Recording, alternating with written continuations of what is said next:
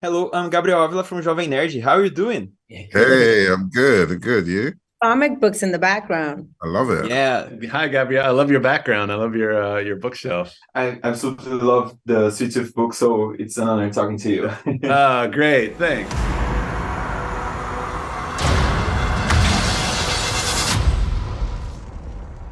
So nice to meet you guys. I'd like to start asking for everyone about this new season that is really bigger. So I'd like to know what was your favorite part of these new episodes? My character season one, I was only around Bobby and Pigtail, and I got the opportunity to then now explore Amy as a woman outside of her children, and that was really special. For me, the favorite part of this season, honestly, it's the journey getting to rescue, hopefully we get to, trying to rescue Gus and the kids. I'm not saying that we do or don't, but it was the journey getting there and the relationship that Jep and Amy have with, working with Dania. It was a really great experience. It was my favorite thing. There's a scene that Dania and I have in a park at night, and that's probably one of my favorite scenes that I'm in of the season. So the second season of Sweet Tooth shows Gus and Wendy leading and taking care of the other hybrids. So what was it like for you to play a more mature version of these characters? In season one, Gus went through a lot and he's grown up and he's started to understand the true reality of the world. And he slowly becomes more mature over the course of that. And picking up in season two, he instinctively takes that leadership role with Wendy, and together they kind of lead this hybrid pack together and really make sure that they're taken care of and they're safe. Like in season one, she was living with her mom, and her mom was like the leader. She was the main person in her life. And then now with her whole family and her mom gone, she really has to keep her family together. And when Gus comes, they share their leadership and realize that they're better as leaders together, and they can really help their family, and they kind of make it their mission to help all hybrids. And this new season is bigger in almost every sense. So what were the biggest challenges of it for you? All of them. It was really hard. Season one was hard. Season two was even harder. Biggest challenges are the hybrids, because in season one we only, we had Gus, we had Wendy, we had Bobby, and then a couple other we saw here and there. And then suddenly in season two, it's an entire group. So we had a dozen new hybrids that all of them had to be designed from scratch, had to be operated, had to be puppeteered.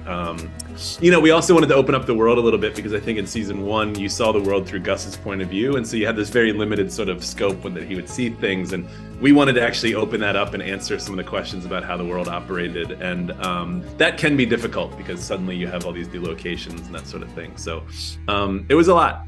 Season two was a lot. We are fighting extinction and we are losing. Until now. He's using our kids to make that. And in this season we have more Bobby, and absolutely everyone absolutely loves him. So I'd like to know, how was it for you to direct an animatronic as cute as him? It's fun. I love it. I think there's people that are probably a little bit bummed, but I love it. I mean, it's such a sort of mathematical challenge at times, because you have to figure out how you're going to fit multiple puppeteers in. But it's a good way to break up, dramatic scenes. I had never gotten to work with Bobby in season one. So getting to see Bobby in season two was crazy. When I actually worked with him, it was so funny, because he's just like waddling around and he's so cute. So I love getting to work with him. In the first season, I was only with three characters: Dania, who plays Amy, me, and then Bobby. And Bobby, he's so cute. His character is so important, and I feel like he just made all our hearts melt. Mine too. Bobby.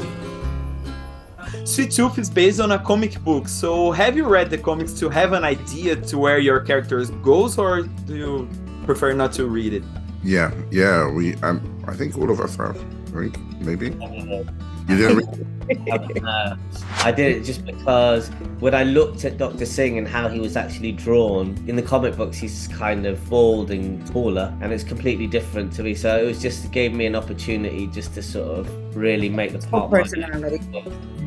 So it came that both of us ended up reading the comic books when we first got it. I actually hadn't heard about it before, but as soon as I knew, I just had to. As soon as I had got cast for the role. 8-year-old me had no idea how gruesome the comics were. And as soon as I read them, I was like, oh my God, Mom, check this out. Oh, wow. My mom was like, okay, this is pretty gruesome. You got the idea, but maybe let's not read this until you're a little older. And I actually never ended up reading them again until I finished season 2 because I wanted to keep making that character my own. I read that. I mean, I love comic books, so I definitely I read all 3 of them. And interestingly enough, I felt like my character, it's sort of a combination of a couple of different characters in the comic book. So for me, it was interesting just to read it, and I thought it was a good way for me to understand the world. I mean, a lot of things did change from the comic book, and story-wise, character-wise. Jep is a middle-aged, white, slim hockey player. And Not white. Yeah. So for me to be a big black linebacker is like it's a big change, and I think ultimately the heart of the comic book is honored in the show, even if the story does change, even drastically in some bits. The cure, it requires a somewhat unconventional ingredient.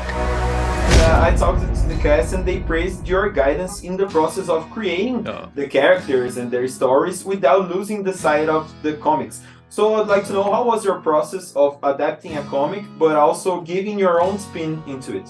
I mean, I think it's all organic and I think it all comes from the comics. But I think it kind of starts from where we started in season 1 with who these characters were and what they wanted and what they were trying to accomplish. And suddenly you bring an amazing cast in and then they show you all these new colors that you sort of never would have found yourself in the characters. And so the fun part about jumping into season 2 is you're like, all right, we know all these things about who these people are. We know what they're trying to do. You have to sort of let the characters come to life a little bit and sort of show you where they want to be. And that's where the fun really, I think, comes in of telling these kinds of stories. Last time I talked to you about a possible new season, and here we are. So I'll try this again. If Sweet Tooth returns for a 3rd season, what can we expect for it? Wow. Well, it would be a very different season, obviously, which I love because I think season 1 and season 2 are very different. Season 1 is a kind of coming of age road movie, and then season 2 is, if anything, kind of a prison breakout story. So I think season 3 would have to be a very different one altogether, which I'd love that challenge. It'd be quite fun. We just literally, the last visual effects shot for season 2 just got approved over the weekend, which is sort of our official wrap on 2. So 2 is run the brain right now, but I like where you're going.